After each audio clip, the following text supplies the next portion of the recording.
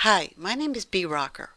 My quote is from Elizabeth Hardwick, an American literary critic, novelist, and short story writer.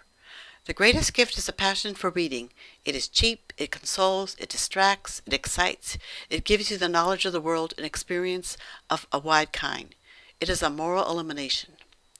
As a person who has been reading everything I could get my hands on since I was able to read, I'm concerned that with our technology, like the new Kindle tablet that's advertised on Amazon.com and on the internet, that we may see physical books as less important. I came from a family with little financial means, but when I discovered books, I discovered that they can take you anywhere. I spent much time in reading fiction with great story writers like John Steinbeck's Grapes of Wrath, and Barbara Taylor Bradford's Women of Substance, and Shirley Jackson's The Lottery. That one still haunts me even to this day.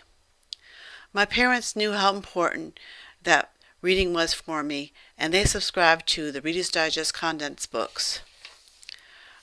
I think that my passion for reading must be genetic, because my father and I, we read the same books, we exchange books, we discuss the books. We talk. Whenever we talk, we're talking about what we read. And sometimes my mother has to stop us, otherwise we could just be talking all day. I was once asked by a friend who was painted pictures what my hobby was. And I told her that my hobby was reading books. And she said, "That's not a hobby." And I said, "Yes, it is." I told her, "I love the smell of books. I love going into the library and that feeling."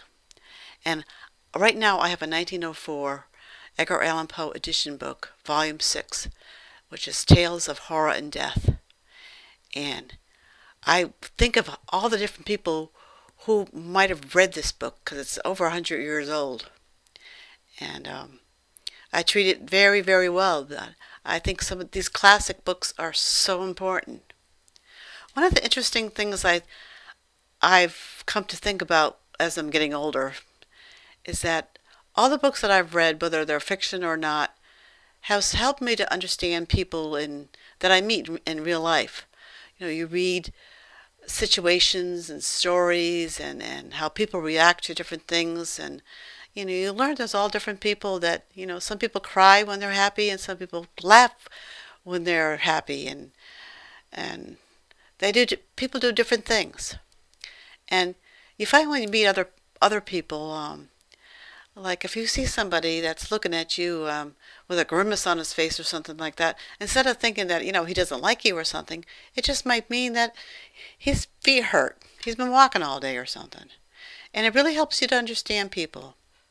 And also when I've read of people from different countries and different things that are going on, battles and wars and such.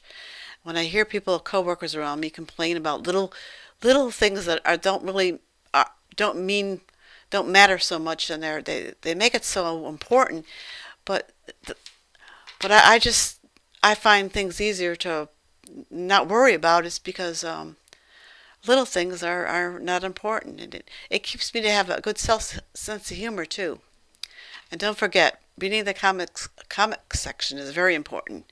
It's very healthy to be able to laugh, especially in the way things are now with our economy. When I read a book and then I go see the movie, I always seem to like the book better, because you can get inside the brains of the characters. You can reread sections of the book if you need to. But if you go to a movie, you know that it goes by so fast. That's why so many people have to go back to the movie after they've seen it once, because it just went by so quickly.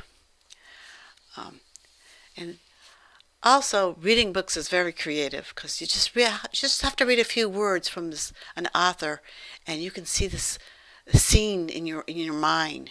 It taps the right part of your brain, and it's whereas looking at a film or whatever is very passive. Today, which is more important than ever, is to read about our government and our politics, because today this affects everyone. Well, always affected everyone. I mean, how could you vote for a candidate if you haven't studied about them or on an issue? What is really very excellent is that you can go and buy newspapers, magazines, books. You can read the different topics from all different angles, from different people, and come up with your own conclusions. It's certainly better than just listening to a soundbite on TV.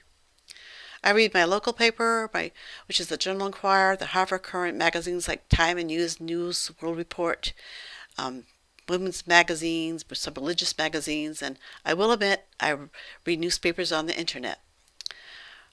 I believe that more I read of the world, the more I understand myself and other people. What's really important, I find, is that you can't believe everything that you read, even if it says it's nonfiction. It's important to find out who the author is and to find out if they have an agenda. It doesn't mean you don't read them. It just means you're being mindful of who's giving out this information.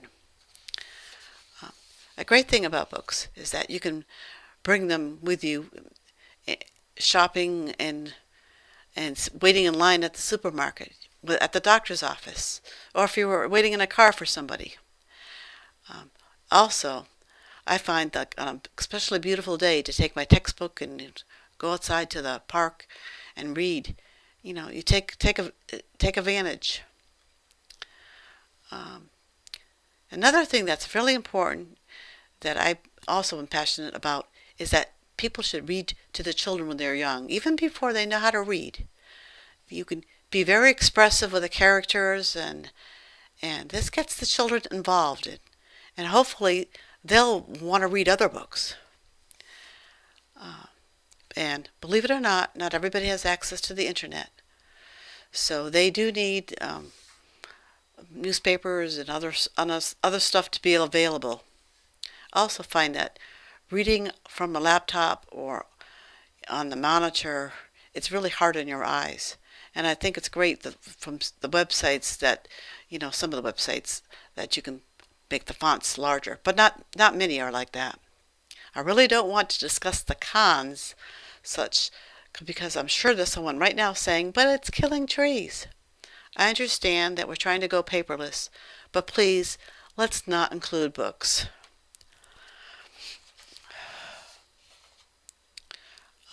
Also, a con too today is that textbooks are very expensive, though I know there are parents right now that are addressing this issue, and I wish them very much good luck being a student here.